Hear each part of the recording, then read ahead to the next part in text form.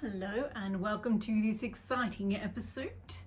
Today I'm going to make beaded trim for this fabulous tweed jacket. Okay, let us begin. First you have to decide what size beaded trim you want on your jacket. This is quite wide, whereas this one's a more modest, narrow one. And this one's sort of the baby bear in between. So yeah, you just have to decide how wide you want yours.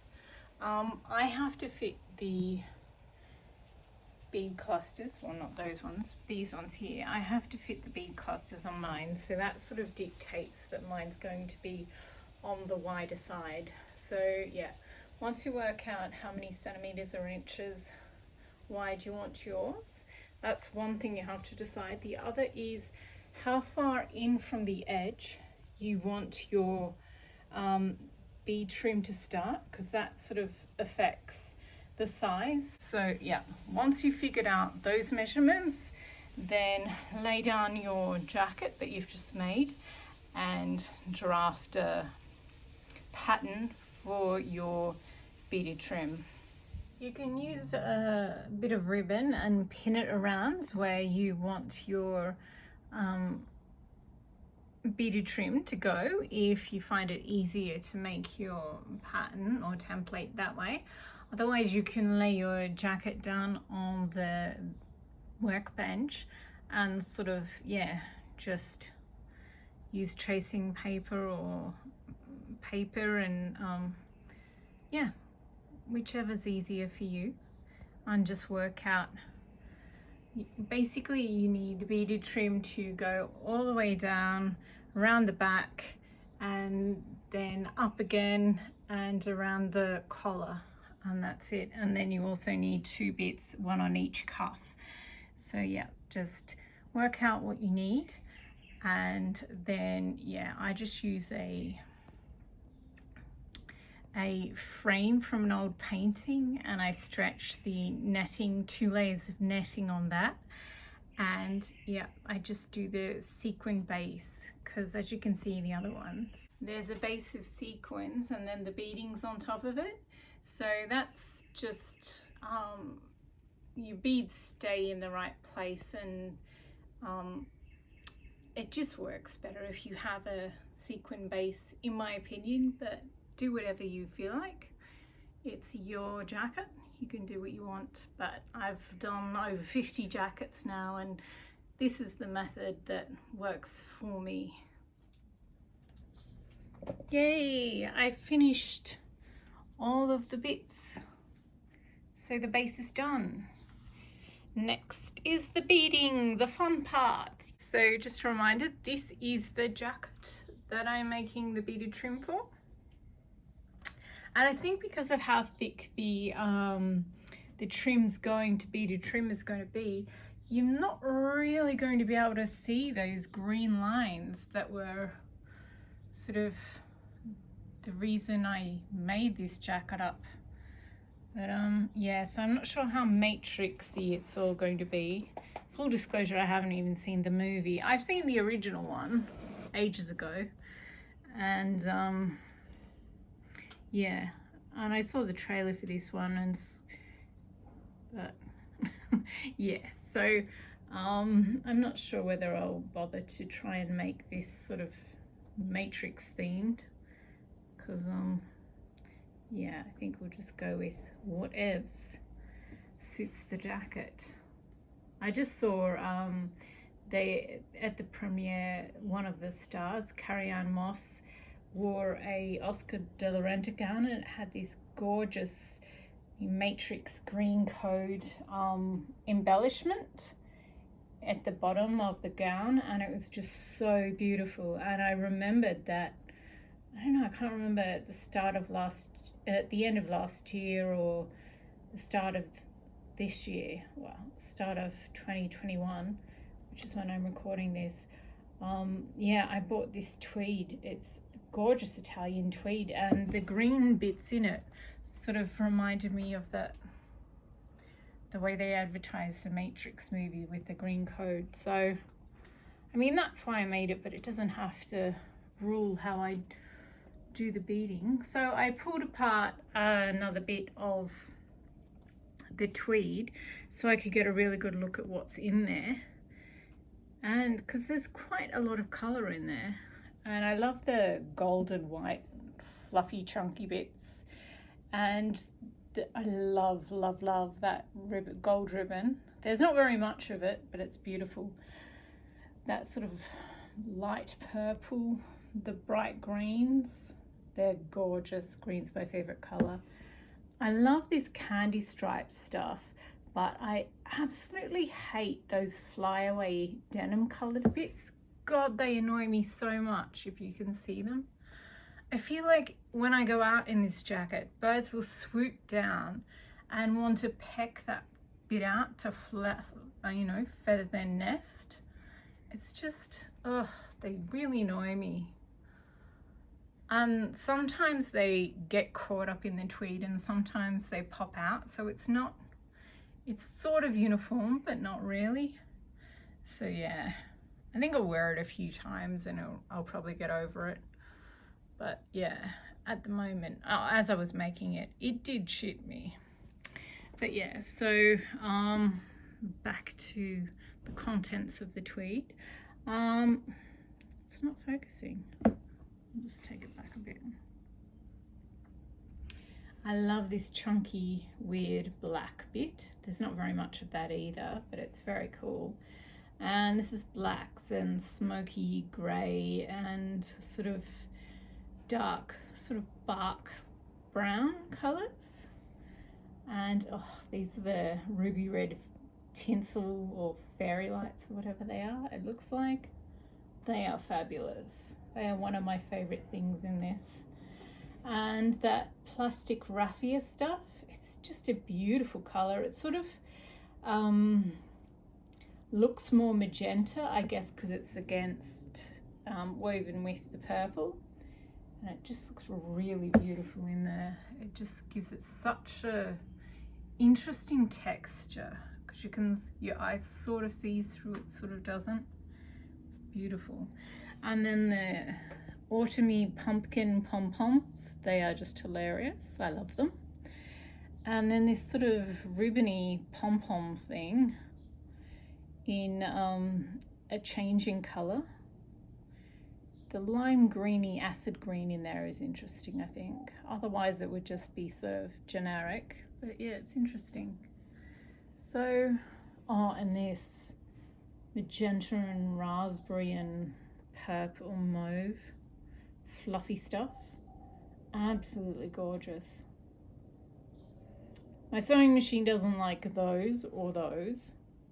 As soon as I started cutting into the fabric, I sort of stopped, went online and bought some more sewing machine oil. I was like, oh, I'm going to have to give my sewing machine a very good service after I make this jacket. So yeah, I'm still waiting for the oil to come, but yeah, it's very difficult to sew, but it does look gorgeous.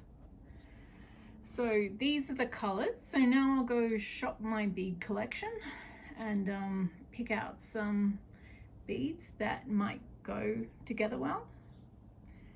And I'll set this aside and I'll put some fabric on the table so they don't all roll off. And yeah, pick out which one's going to use.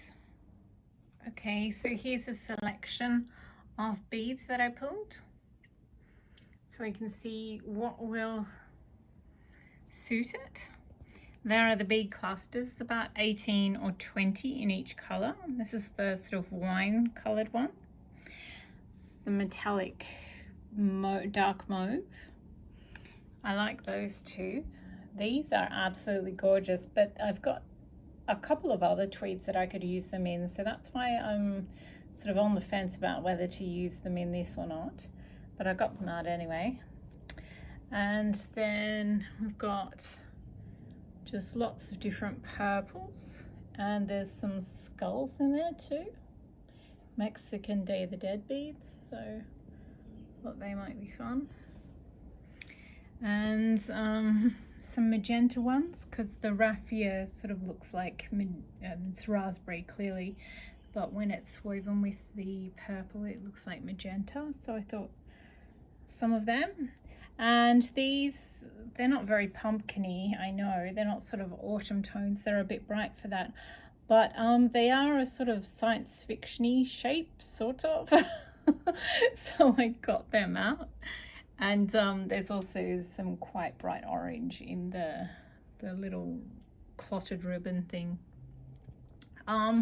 These darker green ones with the shiny finish, glass seed beads. I got these out when I was still thinking of doing a matrix theme.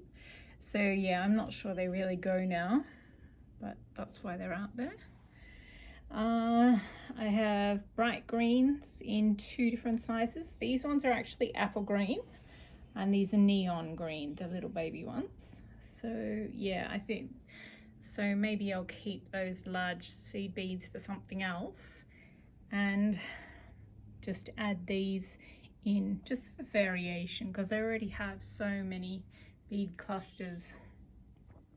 And I want people to appreciate them because they took me a long time to make. So yeah, and then I have these little pebbly things in sort of burnt oranges. So I thought that might be some of the autumn tones and also some red. So I quite like them. And I thought some little runs of them everywhere, you know, around. These are very expensive, made in Japan frosted glass beads, and they're all sort of purples and plums, and the amount of colors that they get into such tiny beads is amazing. I just love them so much. So yeah, I think I'll do just around the collar of the jacket where people, bit of the beading that people most look at, I think I'll use some of those. So yep, and I also have some bugle beads in a sort of dark mauve scarlet. I sort of have these earmarked for something else, so I'm not sure. I might just use some, but I think these ones are perfect for this. They practically are the same shade. They're a great match. So yeah, and this is sort of a mix of the reds and the blacks and the browns. So again, I think they're good too. These sort of little micro square beads, they're quite cute and they're a good color match. And then I was thinking about this and I thought, well, I do have some candy beads, but I think they're all a bit obvious because when you see the so that's the tweed, and you really can't see the candy stripe that much. It sort of just looks like white with some inadvertent red dots or something. So yeah, I'm not sure about the big red and white beads. I mean, I love them, but they'll probably work better in other things, other tweeds that I have. So yeah, I did get them out just to check though, and I've got some little red and pink hearts as well. But yeah, I think they'll pull focus too much. But what I do have are these micro beads in a sort of denim color and red. Oh, it's not focusing well. And I thought that's a good match. And I sort of try to avoid using white beads with colored beads wherever possible because just like the colors to have the focus. So yeah, I think I'll use little runs of those instead of these ones. I mean, I'll keep these out and I might try 1 or 2, but yeah, I think they're a bit too Captain Obvious for this. So yeah, I think that's what I'll do. So I will start, yeah, I pretty much like all of them, except I'll rule those ones out and I don't think I'll use them, and I don't really want to use the green ones in this. So yeah, I'll start with the wine and the metallic magenta bead clusters, and I'll sew them in and then I'll go from there, I think. But all in all, I like these colors together. I think they clash nicely. So yeah, let's get beading. So I've put all the bead clusters down and I've started just tacking them down, hand sewing them down onto the sequin base, and over there the green ones are just placed. I just wanted to have a sneak peek of what it would look like. So yeah, I'm halfway through. I've done all those ones and I still have to sew down all these ones. So slowly getting there. Yay, they're all sewn down and attached. And once you've done that, just sort of pick up your frame and shake it a little just to make sure that you didn't miss any. And they're all still in their spots. So yay, time to move on to the next. So normally I don't use bead clusters in very many because they just take so long to make. So I class them as extra large. So next is, the next size down is the large beads. So these ones and the green large ones are the ones that I'll attach next. As I was attaching these, I was like, it's not going to be enough just to have the green. I'll put a couple. It's not going to be enough to just have the green. They're going to look too green blobby. I need something else to sort of, so that they all mix and merge together better. So in the large size. And then I got out the pulled apart bit of tweed. Yeah. And yeah, I just keep coming back to this with the, it sort of looks like a row of little Christmas tree lights with little bits of ruby red in them. And I love that. I just think it gives the tweed so much personality. When it moves, you sort of get these really intense, tiny flashes of ruby red, and it's just gorgeous. It's just really cute and joyful and fun. So I wanted that same sort of feeling from something in the beading, and I think these big cubes of transparent red sort of give that, like the candy ones, bits of candy that I had. I'll just get them. They don't do that. They're just sort of there and they're really obvious, and yeah, they just didn't do it. But then I remembered these and I was like, oh, like when you by themselves, obviously they're very big and garish and attract a lot of attention, but because they're coupled with these like metallic mauvey, whatever that color is, and the plumish wine one, and they're so large and complex next to that, they actually sort of just look like this cheery little sidekick, especially when you add the green, apple green ones into the mix in the sort of gobstopper size. So yeah, I'm going to add quite a lot of those in, I think, just because compared to the bead clusters and the really, really bright green, they sort of, I don't know, they're cheerful, but they're not distracting. And I quite like that. And you really do need something that's big in there, you know, in the mix as well. So now I'll go along and I'll add lots more of the cubes and the apple green ones in between all the bead clusters. Okay, I have filled in the large ones, and yeah, I just put it up on the sideboard just to get a bit of perspective and see what it looks like. I think I could do with a green one down in that corner. But apart from that, I think it looks pretty balanced. And I really like the red. It's, yeah, because it's on the black, because they're on the black, they aren't too full on red, and it's sort of the same situation in the, you can sort of just see the flashes of the ruby every now and again. I think they're such a great match.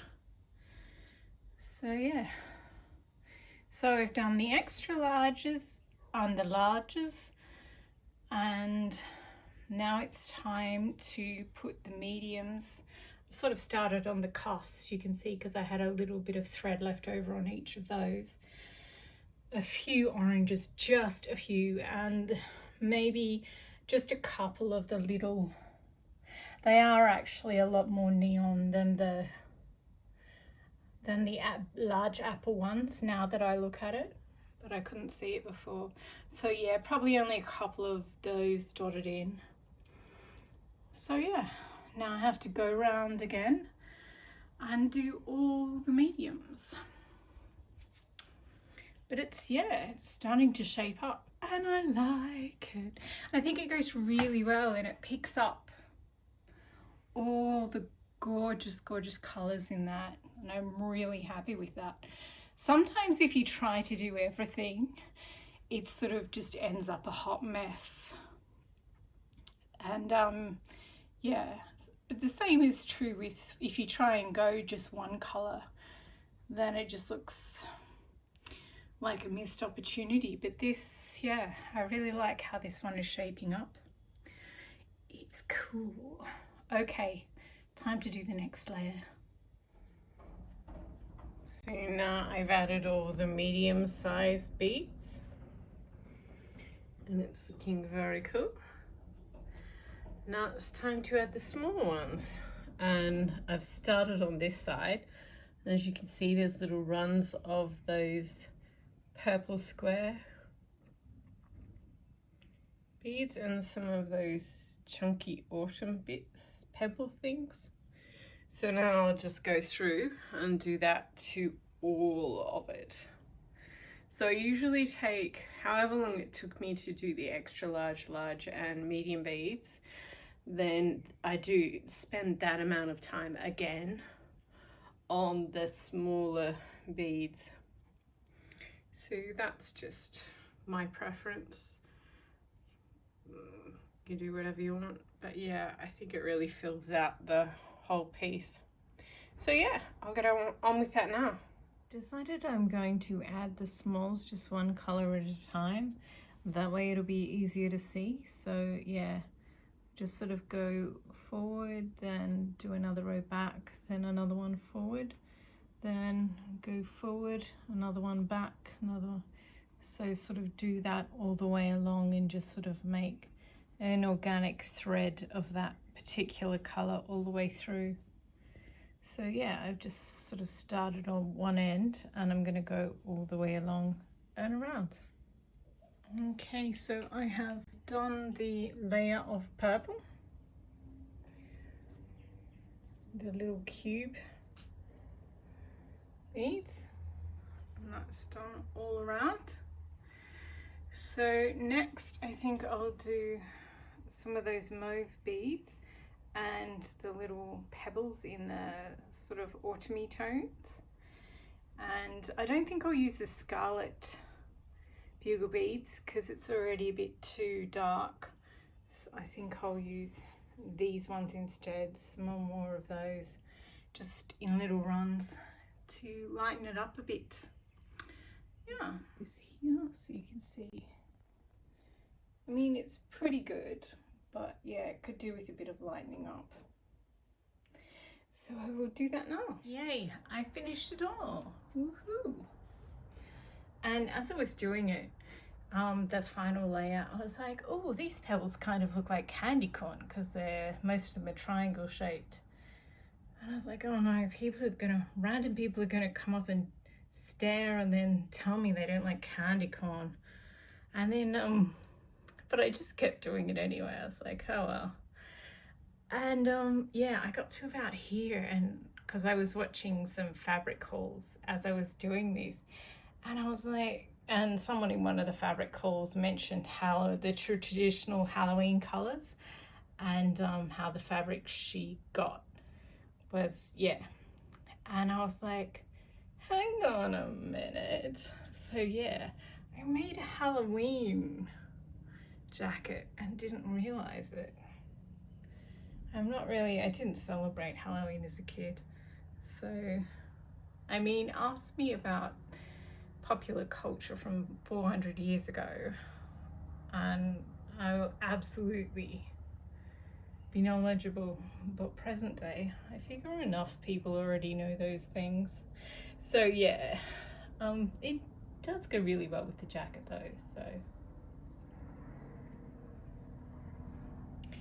Yeah, so I finished. I do have a few bits of those blue and red in here and sort of dotted around. And I do have some of the, you can't really see, I also have some of those expensive beads, but they didn't really look good, so I just decided to stick with this combination. But yeah, I'm really happy with it. Now I just have to cut all these off the frame and put them on the jacket. Nearly done. Well, not nearly. Stitching things on the jacket is a Herculean task, but you know, maybe we'll just skip that part and show you the finished jacket. Okay, I've finally sewn on the cuffs and the beading around the whole thing. Ugh, that took forever.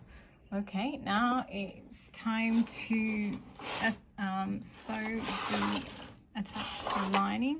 Just sort of fold that over and hem that and hem the cuffs, and then we're completely done. Yay! There we go. It is done. Finally. Gosh, sewing that on took forever. Actually, sewing the whole thing took forever too.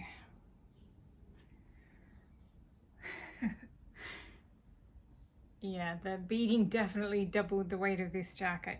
But when I was fishing out these square things, I also found these two large hearts. One's glass and the other one's plastic. So I think, since I don't know the popular holidays and festivities, I thought what I'd do this year is, like, in February, I'll make a couple of, well, two, because I have two hearts. I'll make two Valentine's theme jackets, and then in March I'll make some green ones for St. Patrick's Day, and on for the rest of the year. So I can educate myself while I'm making myself some fabulous jackets. Anyway, so that's what I learned or decided during the making of this one. So here is the finished product. And yeah, I'm very happy with it. And I do really, really, really love this lining. I think it's fabulous. So even though the jacket doesn't look very matrixy anymore, I'm still glad I used that lining. It's fabulous. So yeah, that is how you make a jacket, a beading for a Chanel type jacket.